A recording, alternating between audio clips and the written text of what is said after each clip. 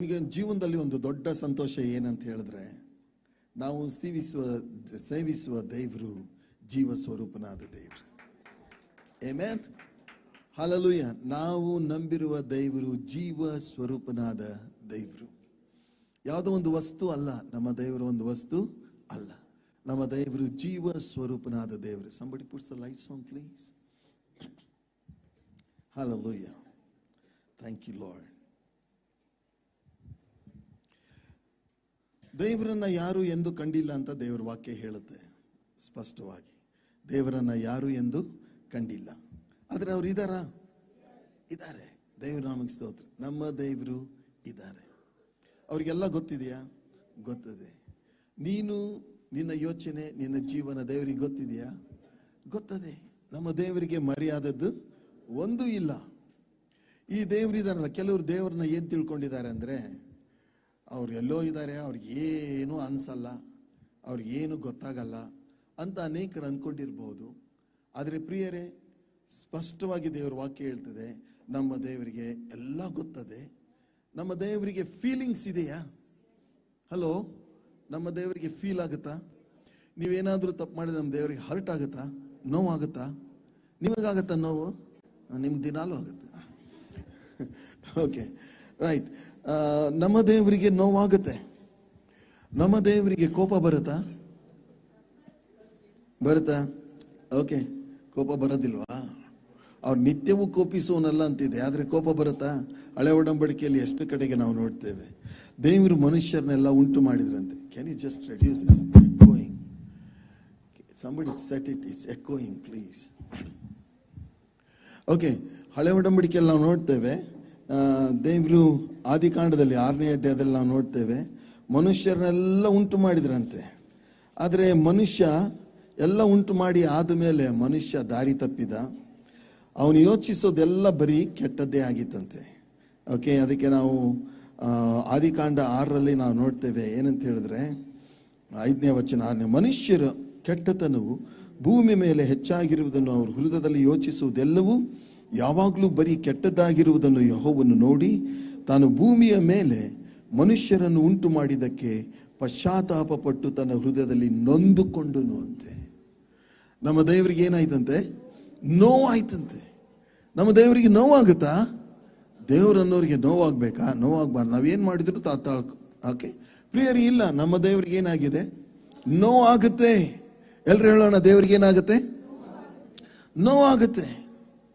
ನಮ್ಮ ದೇವರು ನೋಡ್ರಿ, ನಮಗೆ ಎಷ್ಟೊಂದು ಉಪಕಾರ ಮಾಡಿದ್ದಾರೆ, ಎಷ್ಟೊಂದು ಉಪಕಾರ ಮಾಡಿದೆ. ಇವತ್ತು ನಾನು ನಿಮಗೆ ಹೇಳ್ತಾ ಇರುವಂಥ ವಾಕ್ಯ ಏನಂತ ಹೇಳಿದ್ರೆ, ನಾವು ದೇವರಿಗೆ ಕೋಪ ಎಬ್ಬಿಸ್ತೀವ ಅಥವಾ ದೇವರನ್ನ ಮೆಚ್ಚಿಸ್ತೀವ?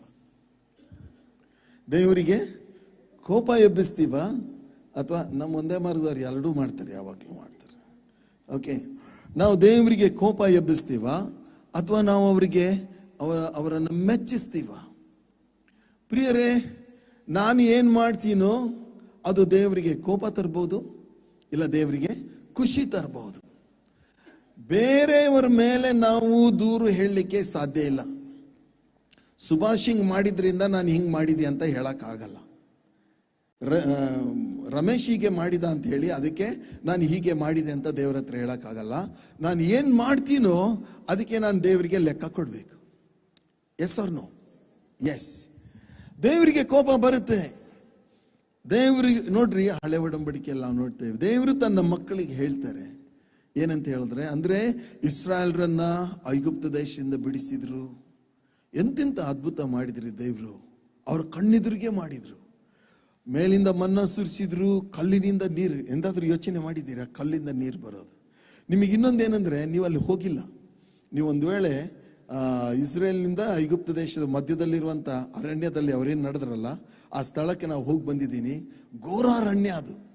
ಅಂತಲ್ಲಿ ಓಕೆ, ಕಲ್ಲಿನಿಂದ ದೇವರು ನೀರು ಬರ ಮಾಡ್ತಾರೆ. ಅವ್ರಿಗೆ ಸಾಕಾದಷ್ಟು ನೀರು ಸಿಕ್ಕಿದಂತೆ, ಊಟ ಸಿಕ್ಕಿತು, ಸಮುದ್ರ ಇಬ್ಬಾಗ ಮಾಡಿದ್ರು, ಫರೋಹನ ಕತೆ ಮುಗಿಸಿದ್ರು. ಇಂಥವೆಲ್ಲ ದೊಡ್ಡ ದೊಡ್ಡ ಅದ್ಭುತಗಳನ್ನು ಅವ್ರು ಮಾಡಿದ್ರು.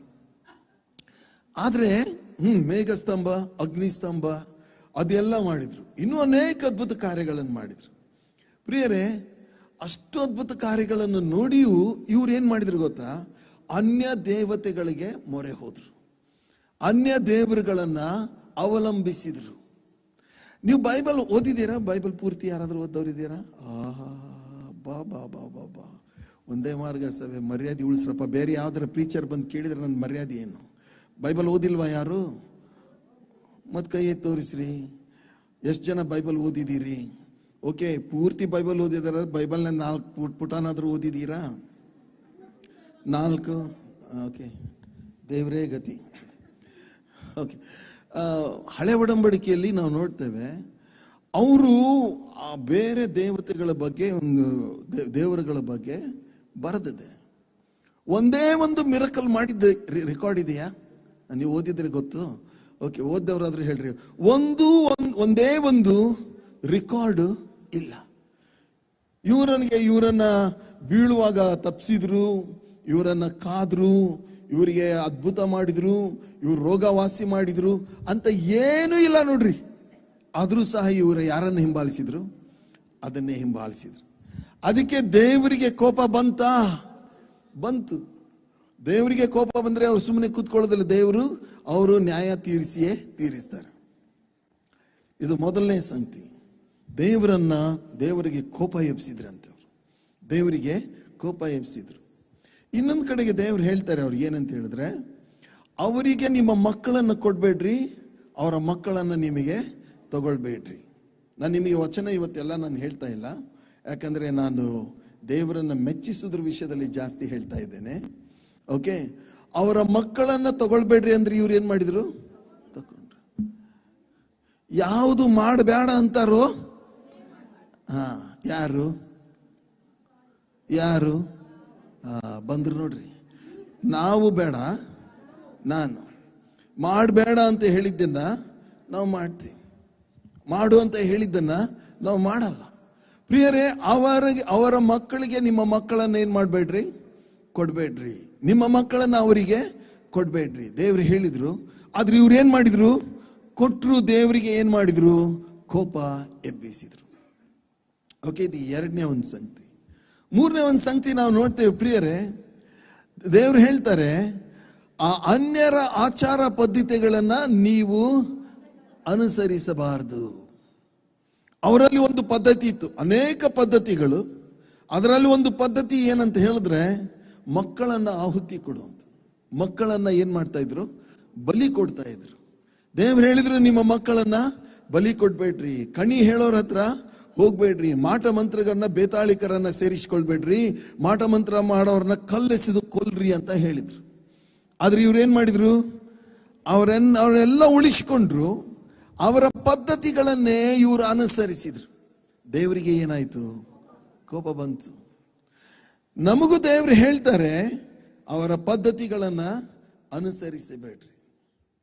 ಕೆಲವರು ಕ್ರಿಶ್ಚಿಯನ್ರು, ದೇವರ ವಾಕ್ಯ ಕೇಳಿದವರು, ಚರ್ಚಿಗೆ ಬರ್ತಾ ಇರೋರು, ಓಕೆ, ಎಷ್ಟೊಂದು ಆಶೀರ್ವಾದ ಹೊಂದಿದವರು. ಆದರೆ ಆಚಾರ ಪದ್ಧತಿ ಬಂದಾಗ ಯಾವುದನ್ನ ಫಾಲೋ ಮಾಡ್ತಾರೆ? ಅವ್ರದೇ ಫಾಲೋ ಮಾಡ್ತಾರೆ. ನಮ್ಮನ್ನ, ದೇವರ ವಾಕ್ಯವನ್ನ ಕೈಕೊಂಡು ನಡೆಯೋದಿಲ್ಲ. ಏನ್ ಮಾಡುದು ಸರ್? ಲೋಕದವರೆಲ್ಲ ಮಾಡ್ತಾರೆ, ಅದಕ್ಕೆ ಏನ್ ಮಾಡ್ತೇವೆ? ನಾವು ಮಾಡ್ತೇವೆ.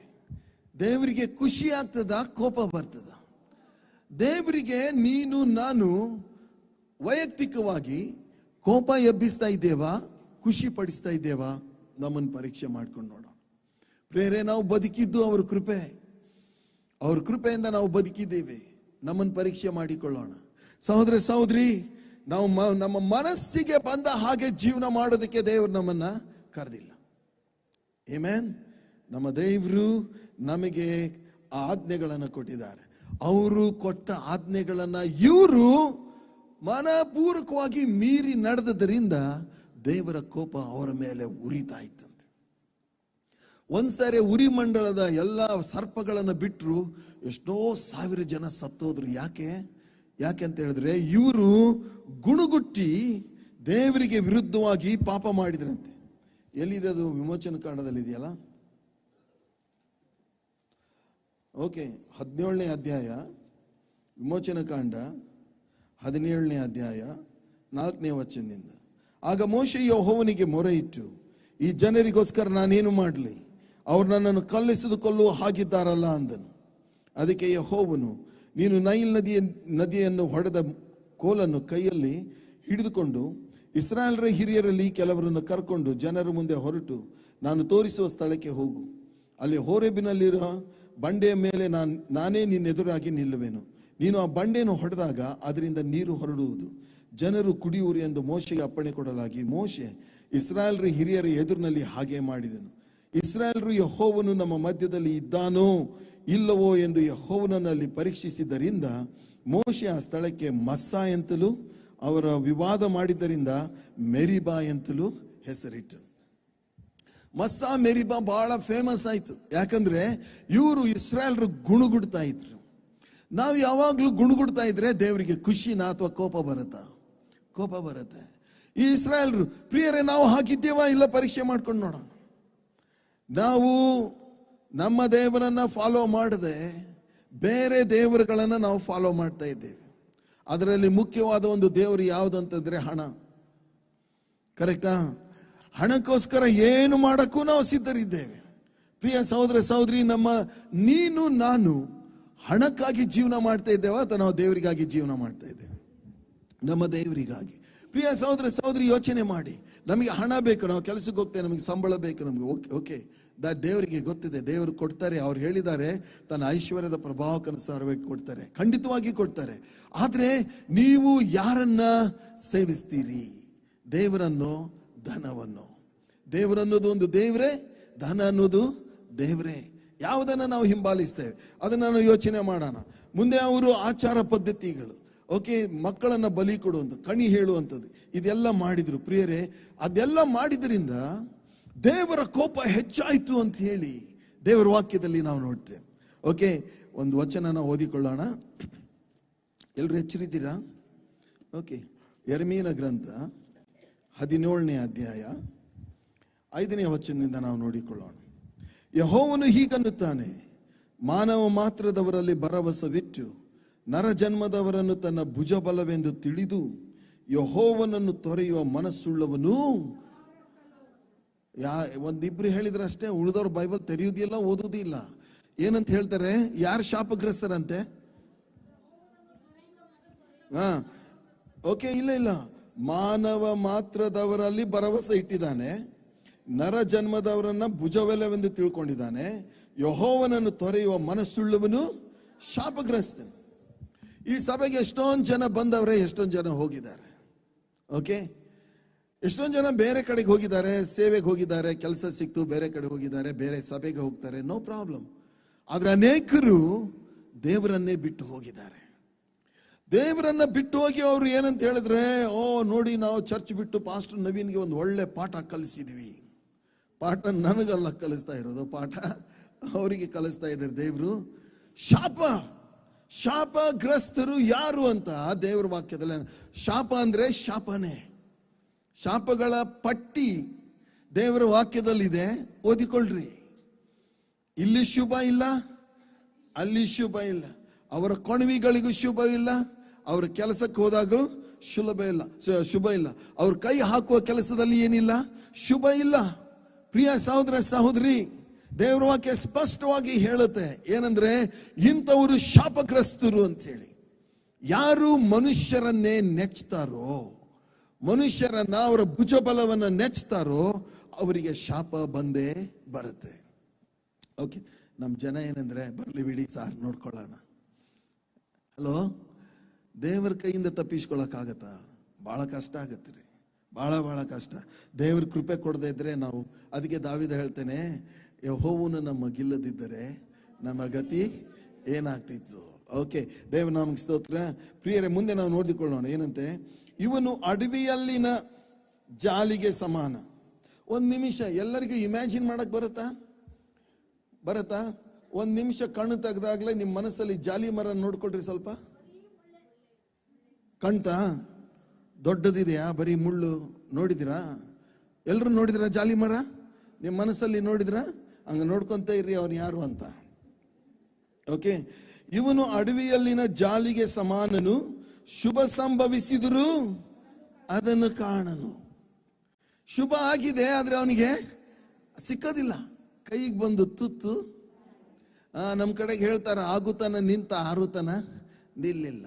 ಅಡಿಗೆ ಆಗುತ್ತಾನ ನಿಂತ್ಕೊಂಡವನೇ, ಇನ್ನು ಬರೀ ಆರಬೇಕು, ಹೋದ, ಸಿಕ್ಕಲಿಲ್ಲ. ಓಕೆ, ಪ್ರಿಯ ಸಹೋದರ ಸಹೋದರಿ, ಮುಂದೆ ಏನು ಹೇಳುತ್ತೆ ಅಂದ್ರೆ, ಅಡವಿಯಲ್ಲಿನ ಜಾಲಿಗೆ ಸಮಾನನು, ಶುಭ ಸಂಭವಿಸಿದರೂ ಅದನ್ನು ಕಾಣನು, ಯಾರು ವಾಸಿಸದ ಚೌಳು ನೆಲವಾಗಿರುವ ಅರಣ್ಯದ ಬೆಗ್ಗಾಡಿನಲ್ಲಿ ವಾಸಿಸುವ ಸ್ಥಿತಿಯೇ ಅವನು. ಎಲ್ಲಿರ್ತಾನಂತೆ ಅವನು? ಅಲ್ಲಿ ಯಾರು ಇರ್ತಾರೆ ಗೊತ್ತಾ? ಗೂಬೆ. ಗೂಬೆ. ಇದೊಂದು ಗೂಬೆ ಅಂತ ಬೈತಿರಲ್ಲ, ಯಾರಿಗೆ? ಇಂಥವ್ರಿಗೆ. ಯಾರು ಮನುಷ್ಯನನ್ನೇ ನಮ್ಮ ಶಕ್ತಿ, ತನ್ನ ಸ್ವಶಕ್ತಿಯನ್ನು ಆಧಾರ ಮಾಡಿಕೊಂಡು ದೇವರನ್ನ ಬಿಟ್ಟು ಹೋಗುವನು ಹೇಗಿರ್ತಾನಂದ್ರೆ, ಜಾಲಿ ಮರದ ಹಾಗೆ ಚೌಳು ನೆಲದಲ್ಲಿ ಬೆಗ್ಗಾಡಿನಲ್ಲಿ ಅವನು ಇರ್ತಾನಂತೆ. ಓಕೆ, ಮುಂದೆ ಏನು ಹೇಳುತ್ತೆ? ಯಾವನು ಯೆಹೋವನಲ್ಲಿ ನಂಬಿಕೆ ಇಟ್ಟಿದ್ದಾನೋ, ಯಾವನಿಗೆ ಯೆಹೋವನು ಭರವಸವಾಗಿದ್ದಾನೋ ಅವನೇ ಧನ್ಯನು. ಅವನು ಹೆಂಗಿರ್ತಾನೆ ನೋಡ್ರಿ. ಈಗ ಸ್ವಲ್ಪ ಪಿಕ್ಚರ್ ಚೇಂಜ್ ಮಾಡ್ರಿ ಮನಸ್ಸಲ್ಲಿ.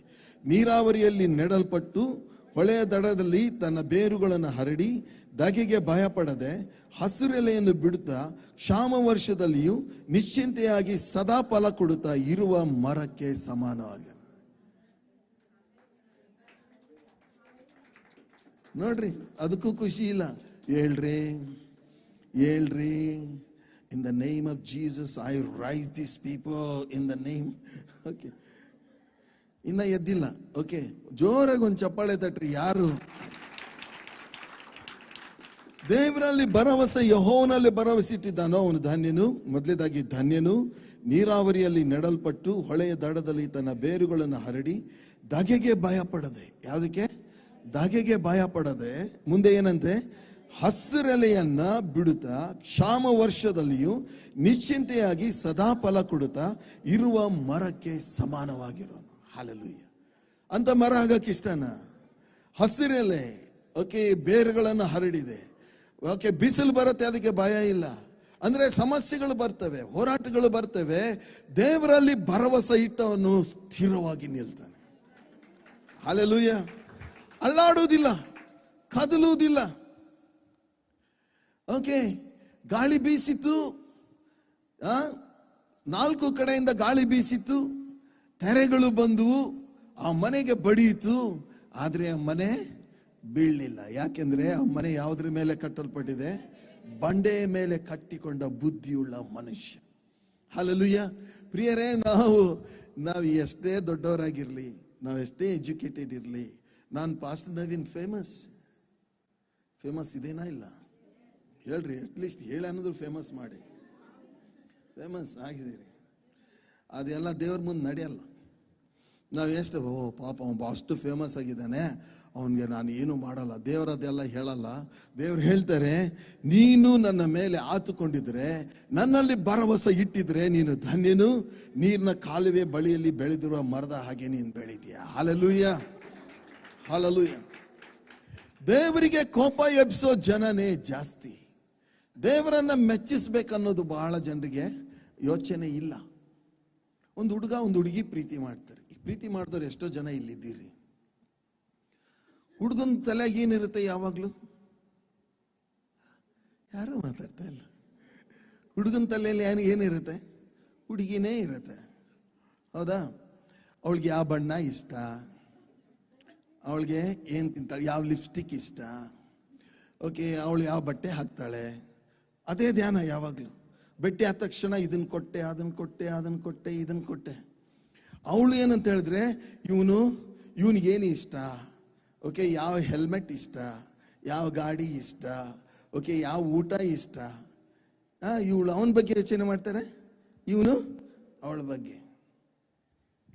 ಓಕೆ, ಯಾಕಂತ ಹೇಳಿದ್ರೆ ಅವ್ರು ಏನು ಮಾಡಿದ್ದಾರೆ? ಒಬ್ಬರನ್ನೊಬ್ಬರು ಇಷ್ಟಪಡ್ತಾರೆ. ಪ್ರಿಯರೇ, ಅವ್ರನ್ನ ನೀವು ನಿಜವಾಗಿ ಇಷ್ಟಪಟ್ಟಿದ್ರೆ, ನಿಮ್ಮ ದೇವರನ್ನ ನೀವು ಇಷ್ಟಪಟ್ಟಿದ್ರೆ, ಅವ್ರಿಗೇನು ಇಷ್ಟ, ಅವ್ರೇನು ಬಯಸ್ತಾರೆ ಅಂತ ನಾವು ಯೋಚನೆ ಮಾಡ್ತೀವಿ ಅಲ್ವಾ?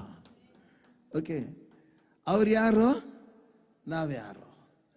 ಅವ್ರ ಹತ್ರ ನಾವು ಬರೋದೇನಂದ್ರೆ, ಆಶೀರ್ವಾದ ಮಾಡು, ಹೋಗು. ಪ್ರಿಯರೇ, ಅದು ದೇವರಲ್ಲ. ನಮ್ಮ ದೇವರಿಗೆ ಫೀಲಿಂಗ್ ಇದೆ, ನಮ್ಮ ದೇವರು ಯೋಚನೆ ಮಾಡ್ತಾರೆ. ನಾವು ನಡ್ಕೊಳ್ಳೋ ರೀತಿ ನಮ್ಮ ದೇವರಿಗೆ ಒಂದು ಮೆಚ್ಚುಗೆ ಆಗುತ್ತೆ, ಇಲ್ಲ ನಮ್ಮ ದೇವರಿಗೆ ನೋವಾಗುತ್ತೆ. ನಾವು ಎಚ್ಚರಿಕೆಯಿಂದ ಇರೋಣ. ನೀವು ಯಾರ ಕೈಯಿಂದ ತಪ್ಪಿಸ್ಕೊಳ್ಬಹುದು, ದೇವ್ರ ಕೈಯಿಂದ ತಪ್ಪಿಸ್ಕೊಳ್ಳಿಕ್ಕೆ ಸಾಧ್ಯನೇ ಇಲ್ಲ. ಓಕೆ, ದೇವರು ಮೆಚ್ಚುವಂತ ಕೆಲವು ಸಂಗತಿಗಳನ್ನು ನಾವು ಬೇಗ ನೋಡಿಕೊಳ್ಳೋಣ. ಇಬ್ರಿಯರಿಗೆ ಬರೆದ ಪತ್ರಿಕೆ 11ನೇ ಅಧ್ಯಾಯ 6ನೇ ವಚನ. ಇಬ್ರಿಯ ಎಲ್ಲರಿಗೂ ಗೊತ್ತಿದೆ ಏನಂದ್ರೆ, ನಂಬಿಕೆ ಇಲ್ಲದೆ ದೇವರನ್ನ ಮೆಚ್ಚಿಸುವುದು ಅಸಾಧ್ಯ. ದೇವರ ಬಳಿಗೆ ಬರುವವನು ದೇವರಿದ್ದಾನೆ, ತನ್ನನ್ನು ಹುಡುಕುವವರಿಗೆ ಪ್ರತಿಫಲ ಕೊಡ್ತಾನೆ. ನೀವು ಸಮಸ್ಯೆ ಬಂದಾಗ ಒಂದು ರಾತ್ರಿ ಒಂದು ಹಗಲು ಒಂದೇ ಮಾರ್ಗ ಚರ್ಚಿಗೆ ಬಂದು ಇಲ್ಲಿ ಮುಂದೆ ಬಿದ್ದು ಬರೀ ಅಳ್ತಾ ಇದ್ದು ಬಿಡ್ರಿ, ಸಮಸ್ಯೆ ಪರಿಹಾರ ಆಗ್ಬಿಡುತ್ತೆ. ಪಾಸ್ಟ್ರೇ, ನಾನು ಕಣ್ಣೀರಿಂದ ಪ್ರಾರ್ಥನೆ ಮಾಡಿದೆ. ದೇವರು ಯಾವಾಗಲೂ ಕಣ್ಣೀರಿಂದ ಚಲಿಸೋದಿಲ್ಲ, ದೇವರು ಚಲಿಸೋದು ನಿಮ್ಮ ನಂಬಿಕೆ ನೋಡಿ. ಹಲ್ಲೆಲೂಯಾ. ಅವ್ರು ಹೇಳವ್ರೆ, ನನಗೆ ಯಾವಾಗ ನಾನು ಚಿಕ್ಕವನಿರುವಾಗ ಪ್ರಸಂಗ ಕೇಳಲಿಕ್ಕೆ ಸ್ಟಾರ್ಟ್ ಮಾಡಿದೆ, ಯಾವಾಗಲೂ ಈ ಬೈಬಲ್ ಒಂದು ಇದೆಯಲ್ಲ, ನಂಬಿಕೆ ನಂಬಿಕೆ ನಂಬಿಕೆ ನಂಬಿಕೆ ಬಗ್ಗೆನೇ ಮಾತಾಡ್ತಿದೆ. ಅದಕ್ಕೆ ನಾನೇನ್ ಮಾಡಿದೆ, ಅಳೋದು ನಿಲ್ಲಿಸಿದೆ, ಗುಣಗೊಟ್ಟೋದು ನಿಲ್ಲಿಸಿದೆ. ಯಾಕಂದ್ರೆ ಆ ದೇವ್ರನ್ನ ಹಿಡಿಬೇಕಂದ್ರೆ ನಂಬಿಕೆ ಬೇಕು. ಆ ದೇವ್ರನ್ನ ನಿಲ್ಲಿಸ್ಬೇಕಂದ್ರೆ ಏನ್ ಬೇಕು? ನಂಬಿಕೆ ಬೇಕು. ಆ ದೇವರ ಶಕ್ತಿನ ಪಡ್ಕೊಳ್ಬೇಕಂದ್ರೆ ಏನ್ ಬೇಕು? ಹಾಗಾದ್ರೆ ನಂಬಿಕೆಯನ್ನ ಮೊದಲು ಪಡ್ಕೊಳ್ರಿ. ನಂಬಿದರೆ ದೇವರ ಮಹಿಮೆಯನ್ನ, ನೀತಿವಂತನ ನಂಬಿಕೆಯಿಂದಲೇ ಬದುಕು, ನಂಬುವನಿಗೆ ಎಲ್ಲವೂ ಸಾಧ್ಯ. ಹಾಗಾದ್ರೆ ನಂಬಿಕೆ, ಯಾಕಂದ್ರೆ ದೇವರ ಬಳಿಗೆ ನಾವು ಬಂದಾಗ, ನೀನ್ ಇದ್ದೀಯ ಸ್ವಾಮಿ, ನೀನ್ ಕಾಯ್ತೀಯಾ, ನೀನ್ ಮಾಡ್ತೀಯಾ, ಬಿಡಿಸ್ತೀಯಾ, ನನ್ನನ್ನು ಎಬ್ಬಿಸ್ತೀಯಾ, ನನ್ನ ಎಲ್ಲ ಸಮಸ್ಯೆ ಪರಿಹಾರ ಮಾಡ್ತೀಯ ಅಂತ ನೀನು ನಂಬಿಕೊಂಡಿದ್ರೆ ನಮ್ಮ ದೇವರ ಮುಖ ಅರಳುತ್ತದೆ. ಹಲ್ಲೆಲೂಯಾ. ನಿನ್ನ ಮನಸ್ಸು ಹೇಳುತ್ತೆ, ಇವತ್ತು ನನ್ನ ದೇವರು ನನ್ನ ವಿಷಯದಲ್ಲಿ ಸಂತೋಷ ಪಡ್ತಾ ಇದ್ದಾರೆ. Hallelujah. So build yourself in faith. ಯೂದ 20 ಹೇಳುತ್ತೇನೆಂದ್ರೆ, ನೀವು ಅನ್ಯ ಭಾಷೆಯಲ್ಲಿ ಪ್ರಾರ್ಥನೆ ಮಾಡುತ್ತಾ ನಿಮ್ಮ ಪರಿಶುದ್ಧವಾದ ನಂಬಿಕೆಯನ್ನ ಕಟ್ಟಿಕೊಳ್ಳ್ರಿ. ಕ್ರೈಸ್ತರು ಈ ಕೆಲಸನೇ ಮಾಡಲ್ಲ, ಬರೀ ಹೇಳೋದು, ಗೊಯ್ಯ ಗೊಯ್ಯ ಗೊಯ್ಯ ಕೊಯ್ಯ ಕೊಯ್ಯ ಕೊಯ್ಯ ಅನ್ನೋ. ದೇವ್ರು ಓಡೋಗ್ಬಿಡ್ತಾರ ಆ ಸ್ವರ ಕೇಳಿ. ಏನ್ ಮಾಡುದು ಪಾಸ್ಟರ್, ಏನ್ ಮಾಡುದು, ನಮ್ಮ ಪರಿಸ್ಥಿತಿ ಬರೀ ಹಿಂಗೇನೆ. ನನಗೂ ಓಡೋಗ್ಬೇಕು ಅನಿಸುತ್ತೆ. ಪ್ರಿಯರೇ, ದೇವರ ಬಳಿಗೆ ಬರುವಾಗ ನಾನು ಅಳ್ಳೇಬಾರ್ದು ಅಂತ ನಾನು ಹೇಳ್ತಾ ಇಲ್ಲ. ದೇವರ ಬಳಿಗೆ ಬರುವಾಗ ಅವ್ರು ಇದ್ದಾರೆ. ಸಾಸಿವೆ ಕಾಳಿನಷ್ಟು ನಂಬಿಕೆ ನಿಮಗಿದ್ದರೆ ಈ ಬೆಟ್ಟಕ್ಕೆ ಕಿತ್ಕೊಂಡು ಹೋಗಿ ಸಮುದ್ರದಲ್ಲಿ ಬೀಳಂತ ಹೇಳಿದ್ರು. ಅದರ ಅರ್ಥ ಏನಂದ್ರೆ, ಬೆಟ್ಟದಂತ ಸಮಸ್ಯೆ ಬಂದಿದ್ರು, ಸ್ವಲ್ಪ ನಂಬಿಕೆ ನಿನ್ನೊಳಗಿರುವಂತ ಪರಿಪೂರ್ಣವಾದ ನಂಬಿಕೆ ಆ ಬೆಟ್ಟವನ್ನು ಕಿತ್ತಿ ಹಾಕ್ತದೆ, ಸಮಸ್ಯೆವನ್ನ ಕಿತ್ತಿ ಹಾಕ್ತದೆ. ಹಲ್ಲೆಲೂಯಾ. ಇದು ಮೊದಲನೇ ಒಂದು ಸಂಗತಿ. ಅದಕ್ಕೆ 1 ಥೆಸಲೋನಿಕದಲ್ಲಿ ಹೀಗೆ ನಾವು ನೋಡ್ತೇವೆ. 1 ಥೆಸಲೋನಿಕ ಅಲ್ಲಿ ಪೌಲ ಏನು ಹೇಳ್ತಾನೆ, 1 ಥೆಸಲೋನಿಕದವರಿಗೆ ಬರೆದ ಪತ್ರಿಕೆ 2ನೇ ಅಧ್ಯಾಯ ಹಾಗೂ ವಚನ 4 ಏನಂತ ಹೇಳಿದ್ರೆ, ಸ್ವಾರ್ಥಿಯನ್ನು ನಮ್ಮ ವಶಕ್ಕೆ ಒಪ್ಪಿಸಿದನಲ್ಲ ಎಂದು ಯೋಚಿಸುವರಾಗಿ ಮನುಷ್ಯರನ್ನ ಮೆಚ್ಚಿಸಬೇಕೆನ್ನದೆ ಹೃದಯವನ್ನು ಪರಿಶೋಧಿಸುವ ದೇವರನ್ನೇ ಮೆಚ್ಚಿಸಬೇಕೆಂದು ಮಾತಾಡ್ತೇವೆ. ಹಲ್ಲೆಲೂಯಾ. ಶಿಷ್ಯರು ಪೌಲ ಏನ್ ಹೇಳ್ತಾನಂದ್ರೆ, ಮನುಷ್ಯರನ್ನ ನಾವು ಮೆಚ್ಚೋದಿಲ್ಲ. ಪ್ರಿಯರೇ, ಮನುಷ್ಯರನ್ನ ನಾವು ಮೆಚ್ಚುತ್ತಾ ಇದ್ರೆ ಶಾಪಗ್ರಸ್ತರಂತ. ಇನ್ನೊಂದು ವಚನ ಅದನ್ನೇ ಅವನೇ ಹೇಳ್ತಾನೆ ನೋಡ್ರಿ, ಗಲಾತ್ಯದವ್ರಿಗೆ ಬರೆದ ಪತ್ರಿಕೆ 1:10 ಗಲಾತ್ಯ 1:10 ಅವನು ಹೇಳ್ತಾನೆ ಏನಂತ ಹೇಳಿದ್ರೆ, ನಾನೀಗ ಯಾರನ್ನು ಒಲಿಸಿಕೊಳ್ಳುತ್ತಾ ಇದ್ದೇನೆ. ಆಹಾ, ಯಾರನ್ನು ಒಲಿಸಿಕೊಳ್ತಾ ಇದ್ದೀರಿ? ನಮಗೇನಂದ್ರೆ ಜನ ಚಪ್ಪಾಳಿ ಹೊಡೆದಾಗ ಬಾ ಬಾ ಬಾ ಬಾ ಏನು ರಾತ್ರಿ ನಿದ್ದೆನೇ ಬರಲ್ಲ. ಯಾಕಂತಂದ್ರೆ ಚಪ್ಪಾಳೆನೇ ಕೇಳ್ತಾ ಇರುತ್ತೆ ಕಿವಿಯಲ್ಲಿ. ಈಗೆಲ್ಲ ನೀವು ಪಾಸ್ಟರ್ ನವೀನ್ ಏನು ವಾಕ್ಯ ಕೊಟ್ರಿ, ಒಡ್ರಿ ಒಂದು ಚಪ್ಪಾಳೆ. Thank you. ರೈಟ್, ಎಲ್ಲಿದ್ದೀನಿ ನಾನು ನೋಡ್ರಿ, ವಚನ ಸಹ ತಪ್ಪಿ ಹೋಗ್ಬಿಡ್ತೀನಿ 10. ಓಕೆ, ನಾನೀಗ ಯಾರನ್ನ ಒಲಿಸಿಕೊಳ್ತಾ ಇದ್ದೇನೆ, ಮನುಷ್ಯರನ್ನೋ ದೇವರನ್ನೋ? ನಾನು ಮನುಷ್ಯರನ್ನು ಮೆಚ್ಚಿಸುವುದಕ್ಕೆ ಪ್ರಯತ್ನಿಸ್ತಾ ಇದ್ದೇನೋ? ಇನ್ನು ಮನುಷ್ಯರನ್ನು ಮೆಚ್ಚಿಸುವನಾಗಿದ್ದರೆ ನಾನು ಕ್ರಿಸ್ತನ ದಾಸನಲ್ಲ. ಇವತ್ತು ಪ್ರಿಯರೇ, ಒಂದೊಂದು ಸತಿ ನಾವು ದೇವರನ್ನ ಮೆಚ್ಚಿಸುವಾಗ ಅನೇಕ ಸಾರಿ ಮನುಷ್ಯರಿಗೆ ಹರ್ಟ್ ಆಗುತ್ತೆ. ಉದಾಹರಣೆಗಾಗಿ ದೇವರು ನನಗೇನು ಹೇಳಿದ್ರೆ ಅಂದರೆ, ನೀನು ಬೆಂಗಳೂರಿಗೆ ಹೋಗು ಅಂತ ಹೇಳಿದರು. ನಮ್ಮಮ್ಮಗೆ ಹೇಳೋಕ್ಕೆ ನನಗೆ ಭಯ. ಯಾಕಂದರೆ ಅವರು ನೀನು ಇಲ್ಲೇ ಇರಬೇಕು, ನಿನ್ನ ಸೊಲಾಗಿ ಮನೆ ಕಟ್ಟಿದ್ದೀವಿ ಇಲ್ಲಿ, ನಿನ್ನ ಹೆಂಡತಿನ ಕರ್ಕೊಂಡು ನೀನು ಇಲ್ಲೇ ಇರಬೇಕು ಅಂತ ಅವರು. ದೇವರೇನು ಹೇಳ್ತಾರೆ, ನಿನ್ನ ಹೆಂಡತಿನ ಕರ್ಕೊಂಡು ಬೆಂಗಳೂರಿಗೆ ಹೋಗು ಅಂತ.